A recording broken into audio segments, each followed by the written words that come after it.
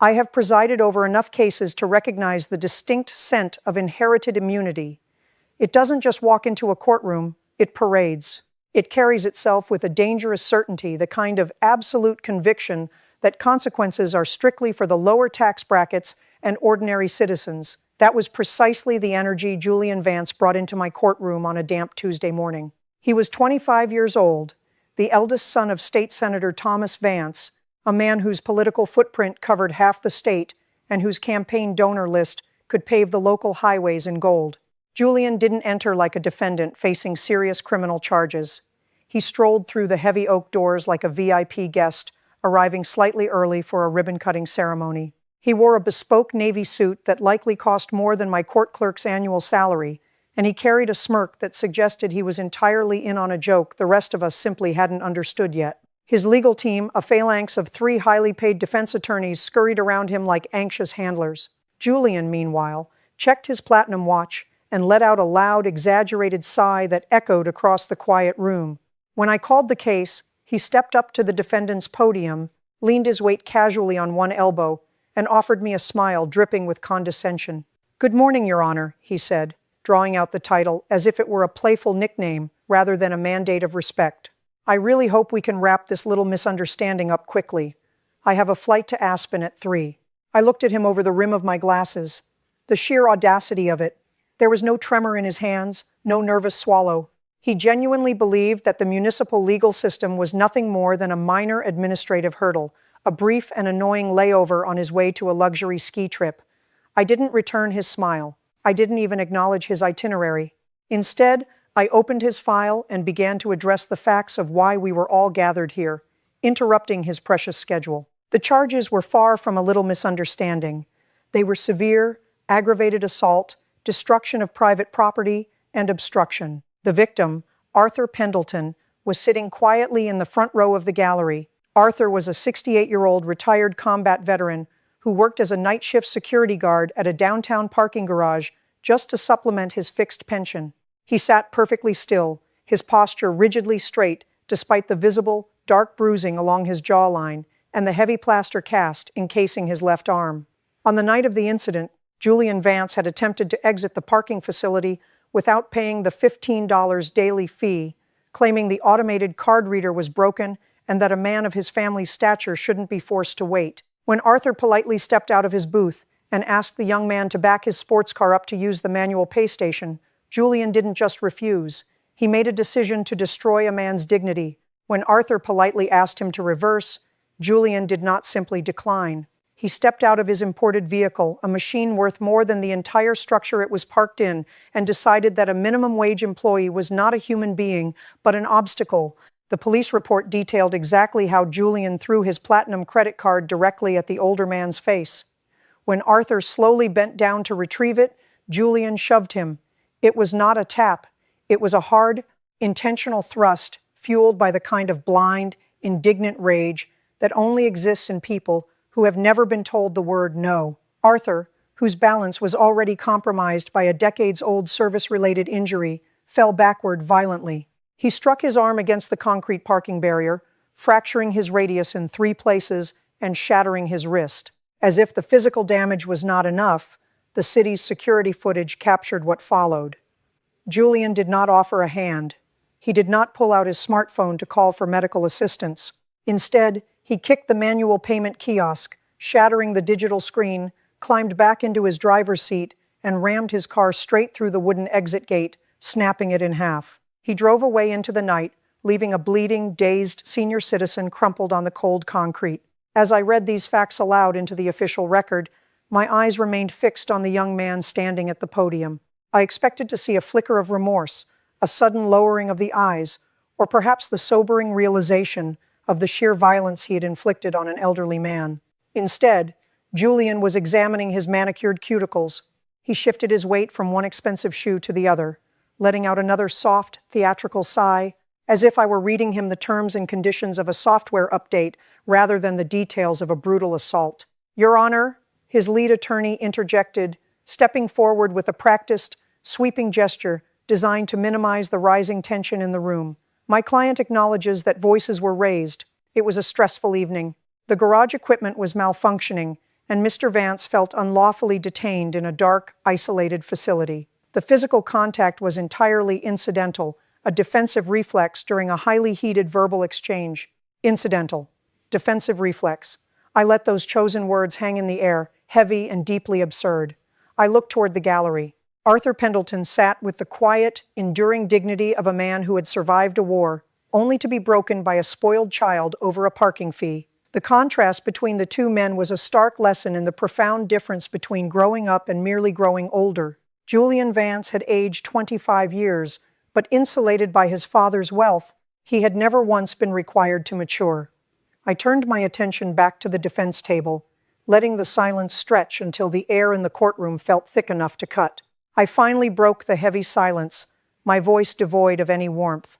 Incidental? I repeated, making sure the word echoed sharply against the high, wood-paneled walls. Counselor, I have been sitting on this bench for decades. I have seen tragic accidents. I have seen desperate self-defense. And I have seen malicious intent. Do not insult my intelligence or the dignity of this court by attempting to blur the lines between them. I turned my uncompromising gaze back to Julian, who was now casually picking a piece of lint off his suit jacket, profoundly bored by the proceedings meant to hold him accountable. I instructed the bailiff to play the parking garage security footage again, this time with the audio enhanced for the entire room to hear. The large monitors flickered to life. We all watched as Arthur, moving with the careful, deliberate steps of a man with worn-out knees, approached the driver's side window. We heard his polite, even-toned request. Then, we heard Julian. His voice wasn't panicked, confused, or stressed, as his highly paid lawyer had so passionately claimed. It was dripping with venom. Do you know who my father is, you worthless old man? Open the damn gate before I buy this concrete dump and fire you. The audio captured the sharp, stinging crack of the heavy credit card hitting Arthur's face, followed immediately by the sickening thud of the old man's body violently striking the pavement. When the tape ended, the silence in the room was suffocating. I looked directly at Julian. Does that sound like a defensive reflex to you, Mr. Vance? Does leaving a bleeding senior citizen groaning on the ground look like a municipal misunderstanding? Julian finally looked up, his expression hardening not into remorse, but into deep, offended annoyance. He adjusted his silk tie, completely unbothered by the violence we had just witnessed. Your Honor, he said, his voice flat and unapologetic. The man was being deliberately slow and insubordinate. He was antagonizing me. Look, my father has already authorized my team to cover his hospital bills and throw in a very generous bonus for the inconvenience. We have the checkbook right here. Can we just process whatever fines I owe and move on? I really do have a plane waiting. There it was, the fundamental, unshakable delusion of the ultra-privileged. He didn't see a courtroom of justice. He saw a retail customer service counter. He didn't see a violent crime. He saw a minor financial transaction. He genuinely believed that a fractured arm, a shattered sense of security, and fleeing the scene of a brutal assault could simply be itemized, paid for, and erased from his permanent record like a late fee. I leaned forward, folding my hands together on the heavy wooden bench. Mr. Vance, I said, my voice dropping to a dangerous, icy quiet, you are fundamentally confused about where you are.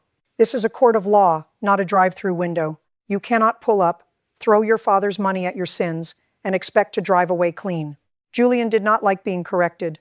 The bored, detached facade he had worn since walking through the heavy oak doors instantly vanished, replaced by an ugly, tightening flush across his cheeks. His lead attorney urgently reached out to grab his forearm, a desperate, silent plea for him to stop talking, but Julian violently shook him off. He gripped the edges of the defendant's podium, leaning forward to close the physical distance between us. He looked at me not as a presiding judge, but as an insubordinate employee who had just handed him the wrong coffee order. Excuse me? Julian snapped, his voice echoing sharply against the wood paneling.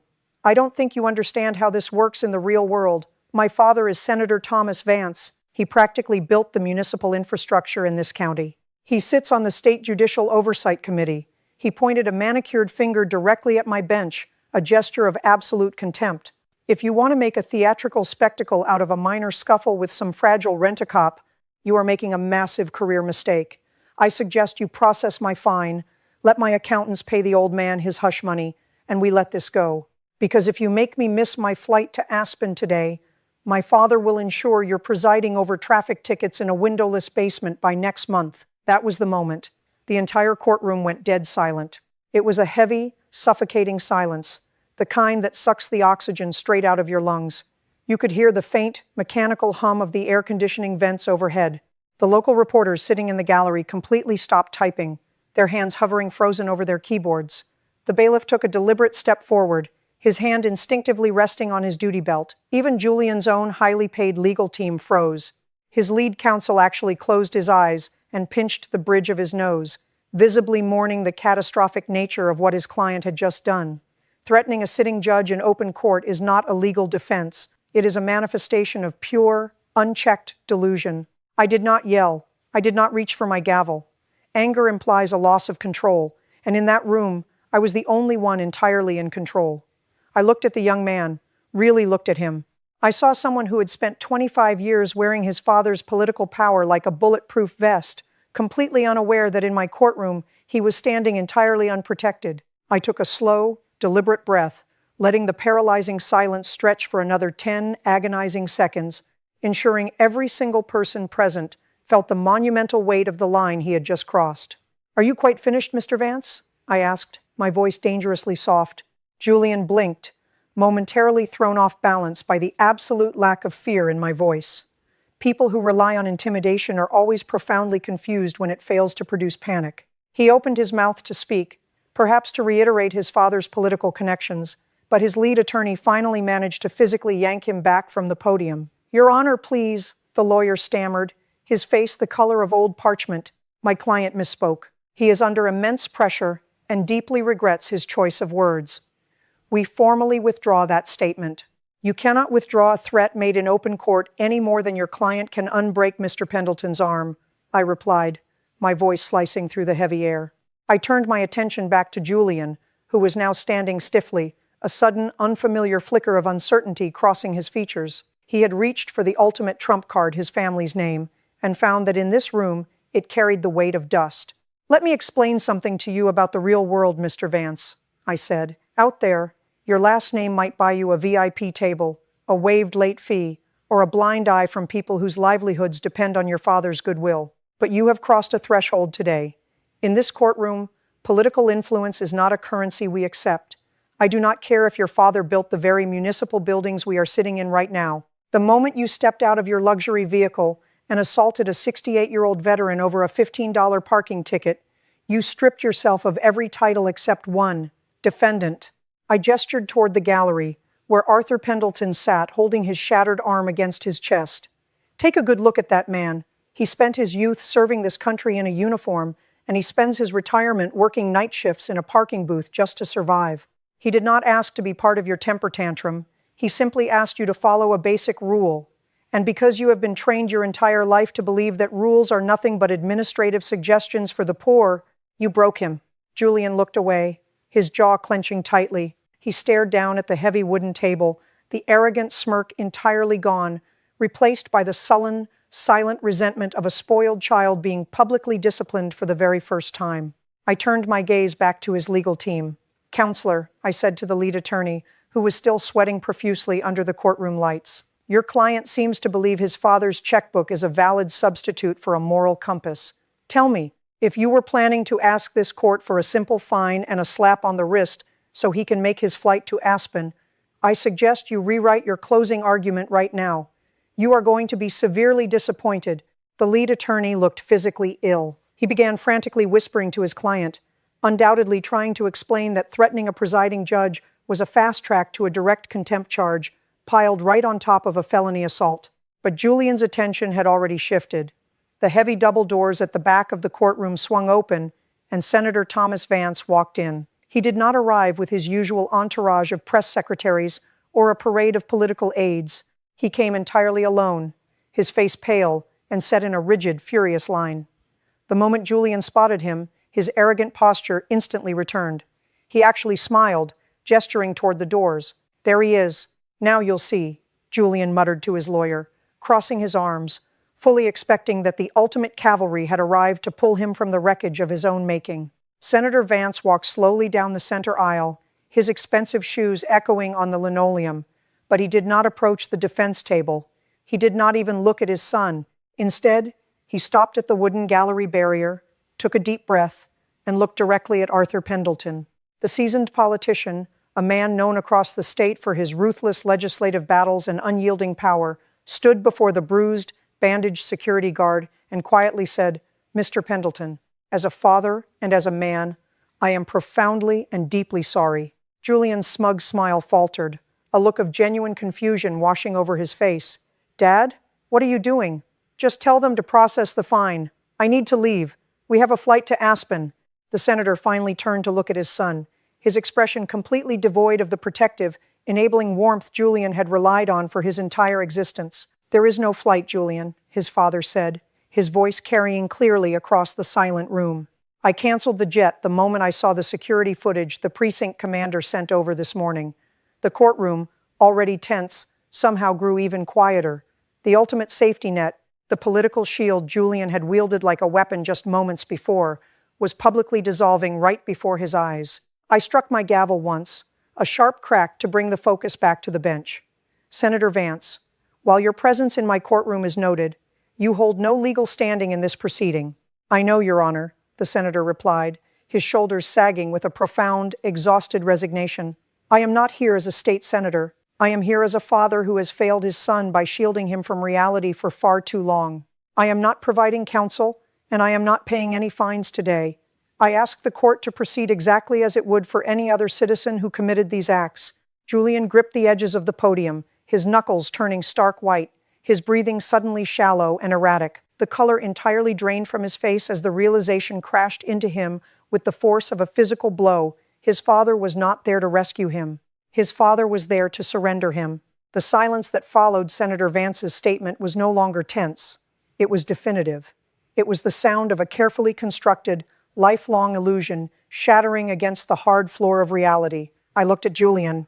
The arrogant young man who had practically danced into my courtroom, armed with bespoke silk and a platinum credit card, was suddenly gone. In his place stood a terrified 25-year-old boy who had just run out of borrowed authority. His attorneys did not speak. There were no more objections to raise, no more legal loopholes to aggressively exploit. When the man funding your high-priced defense essentially enters a moral guilty plea on your behalf, the theatrical portion of the hearing is officially over. I brought my gavel down, a sharp, finalizing sound that made Julian physically flinch. "Julian Vance," I began, my voice projecting clearly across the still room.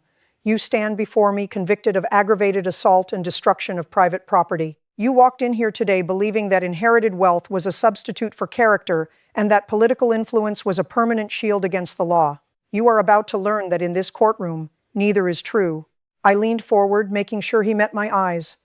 "I sentence you to 90 days in the county correctional facility. There will be no private cell, no special administrative accommodations, and no early release. You will also complete 500 hours of manual community service, to be served specifically at the Veterans Rehabilitation Center downtown. Furthermore, you will personally pay full restitution to Mr. Pendleton for his medical bills, lost wages, and emotional distress. And to be absolutely clear, that money will come from your own accounts, earned by your own future labor, not a transfer from your father's estate." Julian's mouth opened, but no sound came out. The color had completely abandoned his face. "Bailiff," I instructed, "remand the defendant into custody." The metallic click of the handcuffs echoing around Julian's wrists was the loudest sound in the room.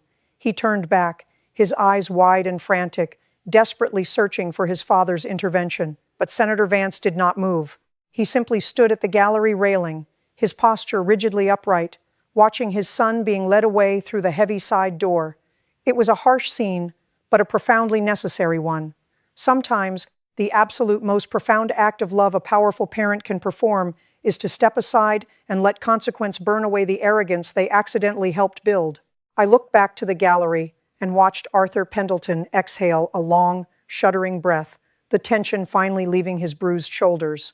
For the first time since he walked in, the old soldier looked safe. The story of Julian Vance did not end when the heavy courtroom doors closed behind him. In the weeks that followed, my clerk kept a close eye on the reports from the county correctional facility. For the first 2 weeks, Julian was exactly what you would expect: belligerent, demanding to see the warden, and repeatedly trying to invoke his father's name to secure better meals and extra phone privileges. But a jail cell is a remarkably efficient equalizer. Concrete does not care about your stock portfolio, and steel bars do not recognize political pedigrees. Eventually, the reality of his 90-day sentence settled into his bones. The frantic entitlement burned out, leaving behind a profound, unfamiliar silence. He stopped demanding to speak to the manager of the prison. He finally started serving his time. But the true education began when he was released into his 500 hours of community service at the Veterans Rehabilitation Center. I read the monthly evaluations submitted by the center's director. Julian was assigned to the laundry and mess hall, cleaning up after men and women who had lost limbs, suffered injuries, and sacrificed their youth for their country. At first, he performed the tasks with silent resentment, but around the second month, something shifted. A nurse noted that Julian had sat quietly for an hour, listening to a wheelchair-bound veteran recount his time in combat, a man exactly the same age as Arthur Pendleton. For a boy who had spent his entire life looking down on people who wore uniforms and worked for a living, he was finally being forced to look them in the eye. He was learning the crushing weight of real usefulness. Senator Vance kept his word. He never called my chambers. He never filed an appeal. He allowed his son to navigate the humiliation and the grueling labor entirely on his own. It was perhaps the most decent piece of legislation the senator had ever authored, holding his own blood strictly accountable. When Julian finally paid the last of his restitution to Arthur money he had to earn by working an entry-level administrative desk job without access to his trust fund, he didn't return to my courtroom. He didn't need to. The lesson had been delivered. People often ask me if it is difficult to look powerful people in the eye and strip them of their armor. I always tell them the same thing. The law is not a suggestion box. It is the absolute floor of human decency. When wealth and privilege convince a young man that he is untouchable, it is the fundamental duty of the justice system to remind him that he is merely a citizen. Arthur Pendleton deserved to live in a world where his dignity could not be purchased, intimidated, or dismissed. That day, in that courtroom, we made sure he did. Power failed, and consequence took over. That is the only kind of justice that matters.